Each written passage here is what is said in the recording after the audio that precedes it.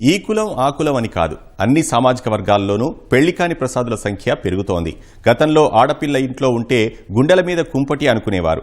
కట్నకానుకల కోసం అప్పులు చేసి మరీ పెళ్లిళ్లు జరిపించేవారు. ఇప్పుడు పరిస్థితి పూర్తిగా మారిపోయింది. కట్నం కోసం డిమాండ్ల మాట దేవుడెరుగు. అమ్మాయి పెళ్లికి ఒప్పుకుంటే చాలని చాలామంది యువకులు భావిస్తున్నారు. అమ్మాయిలు కూడా ఇప్పుడు పెళ్లి సంబంధాల విషయంలో తమ అభిప్రాయాలు స్పష్టంగా చెబుతున్నారు. గతంలో కుటుంబ పెద్దలు చూసిన సంబంధాన్ని మారు మాట్లాడకుండా చేసుకునేవారు. కానీ ఇప్పుడు అలా కాదు. తమ ఇష్టాలు ఆలోచనలకు అనుగుణంగా జీవిత భాగస్వామిని ఎంచుకుంటున్నారు. మరి ఈ మార్పులు వివాహ వ్యవస్థనే ఎలా ప్రభావితం చేస్తున్నాయి? రానున్న రోజులు ఎలా ఉండబోతున్నాయి?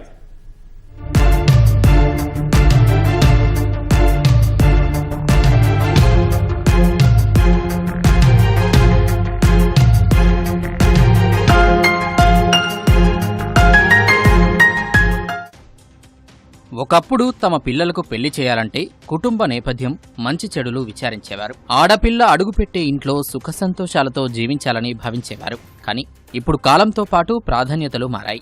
యువకులు తాము పెళ్లి చేసుకునే అమ్మాయి అందంగా ఉండాలని, బాగా చదువుకోవాలని, మంచి జాబ్ చేస్తూ ఉండాలని గట్టిగా కోరుకుంటున్నారు.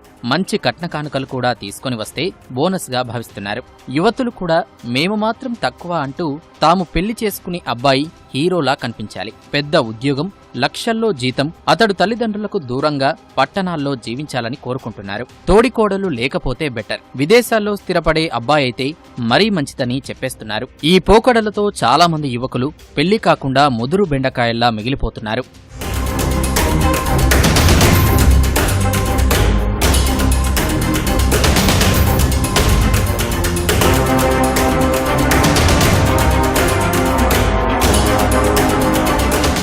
ఇలా మారిన పరిస్థితులకు అనుగుణంగా అబ్బాయి తల్లిదండ్రులు మారాల్సిన అవసరం కనిపిస్తోంది. అబ్బాయిలకు పెళ్లిడు వచ్చినప్పటి నుంచే సంబంధాలు వెతకాలి. కట్నాలు, హోదాల విషయంలో పట్టింపులు ఉండొద్దనే సూచనలు పెరుగుతున్నాయి. కారణం, కొడుక్కు 30 ఏళ్లు దాటినా పెళ్లి కాలేదంటే తల్లిదండ్రులను ఆ బెంగ తొలుస్తూ ఉంటుంది. మరోవైపు అమ్మాయి తల్లిదండ్రుల డిమాండ్లను తీర్చలేక ఇబ్బంది పడేవారున్నారు. కార్పొరేట్ జీవితం, పాశ్చాత్య సంస్కృతుల అలవాటైన వారు సాంప్రదాయ జీవితం వైపు మొగ్గు చూపకపోవడం కూడా ఈ పరిస్థితులకు ఒక కారణం అనే అభిప్రాయాలు ఉన్నాయి. అమ్మాయిల కొలీగ్స్ లో ఎవరైనా విడాకులు తీసుకుంటే వాళ్ల ప్రభావం కూడా పక్కనే ఉండే బ్యాచిలర్స్ పై పడుతోంది. పెళ్లి కంటే సోలో లైఫ్ బెటర్ అనే భావన పెరుగుతోంది.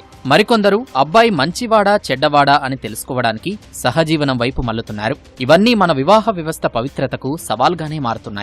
అమ్మాయిల వైపు నుంచి ఆలోచిస్తే ఎక్కువగా మనకి న్యూక్లియస్ ఫ్యామిలీస్ ఏర్పడడం వల్ల భార్య, భర్త, పిల్లల వరకే ఉంటున్నారు. సో పిల్లల్ని వాళ్ళ కాయ కష్టం ఎంత పని చేసుకున్నా పిల్లల్ని చదివిస్తున్నారు. ప్రతి తల్లిదండ్రులు మ్యాక్సిమం ఇప్పుడు ఉన్న జనరేషన్ చదువుల వైపు మొగ్గు చూపుతున్నారు.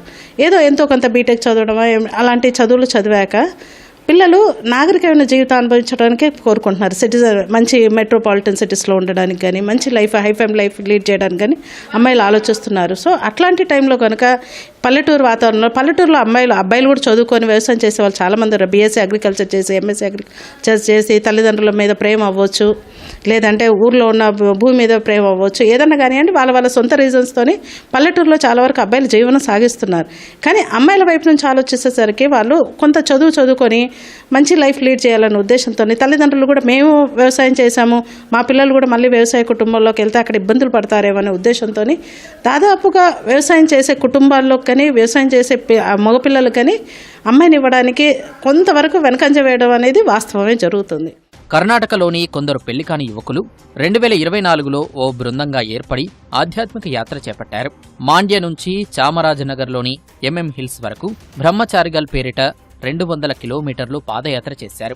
30 ఏళ్లు దాటినా పెళ్లి కాని దాదాపు 250 మంది యువకులు ఆలయాలను సందర్శిస్తూ ఈ పాదయాత్ర నిర్వహించడం విశేషం. ఈ ఘటన వెనుక ఒక ఆసక్తికరమైన, ఆలోచించాల్సిన నేపథ్యం కూడా ఉంది. కొన్ని దశాబ్దాల క్రితం మాండ్య జిల్లాలో భ్రూణ హత్యలు ఎక్కువగా జరిగేవి. అందువల్లే ఇప్పుడు ఈ ప్రాంతంలో అబ్బాయిలకు పెళ్లి కావడం లేదన్న అపరాధ భావన వారిని పాదయాత్రకు పురిగొల్పింది. సమాజంలో లింగ నిష్పత్తి గణాంకాలను కాపాడుకోవాల్సిన అవసరం, ఆవశ్యకతకు ఇదో ఉదాహరణ.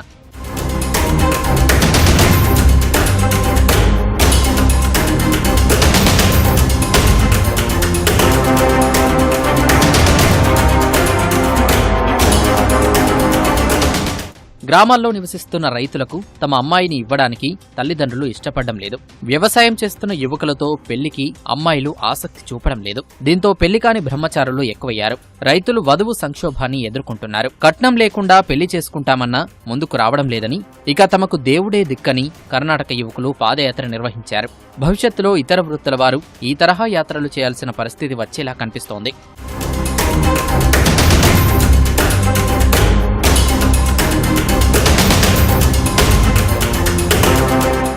ఒక్కటి మాత్రం స్పష్టం, పెళ్లి కాని అబ్బాయిల తల్లిదండ్రుల ఆలోచనల్లో మార్పు రావాలని నిపుణులు సూచిస్తున్నారు. చాలా మంది హంగు ఆర్భాటాలతో కూడిన వివాహం జరగాలని కోరుకుంటున్నారు. తద్వారా పెళ్లి ఖర్చంతా భరించే అమ్మాయి తల్లిదండ్రులకు ఇది భారంగా మారుతోందనే వాదన ఉంది. సాధారణ కుటుంబాల్లో 2-3 రోజులు సాగే పెళ్లి తంతు వల్ల 15 లక్షల రూపాయలకు పైగా ఖర్చవుతోంది. ఆర్థికంగా ఉన్నవారికైతే పర్వాలేదు, కానీ దిగువ మధ్యతరగతి వారు అప్పుల్లో కూరుకుపోతున్నారు. ఆడపిల్లలకు పెళ్లి చేయాలంటే ఏళ్ల తరబడి కష్టపడి కూడబెట్టాల్సిన పరిస్థితి ఉంది. అందుకే ఈ ఆర్భాటాల ధోరణిని వదిలిపెడితే అమ్మాయిలు దొరికే అవకాశాలు పెరగొచ్చంటున్నారు మరికొందరు సామాజిక విశ్లేషకులు.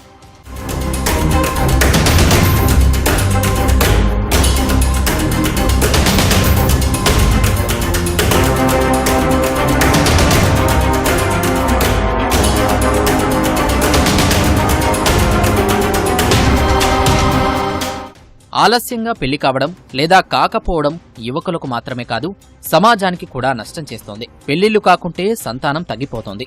ఇప్పటికే జనాభా తగ్గిపోతోంది. భారత్లో జనన రేటు 2023లో 1.9కి పడిపోయింది. ఇలా జనాభా తగ్గితే భవిష్యత్తులో శ్రామిక శక్తి కొరత ఏర్పడుతుంది. దేశ ఆర్థిక వ్యవస్థపై ప్రభావం పడుతుంది. అందుకే నాయకులు ఎక్కువ మంది పిల్లలను కనండి అనే పిలుపు ఇస్తున్నారు కూడా. అందువల్ల అమ్మాయిల తల్లిదండ్రులు కాస్త పట్టువిడుపుల ధోరణిని అనుసరిస్తే మంచిది అనే అభిప్రాయాలు ఉన్నాయి. సమాజ శ్రేయస్సును కూడా దృష్టిలో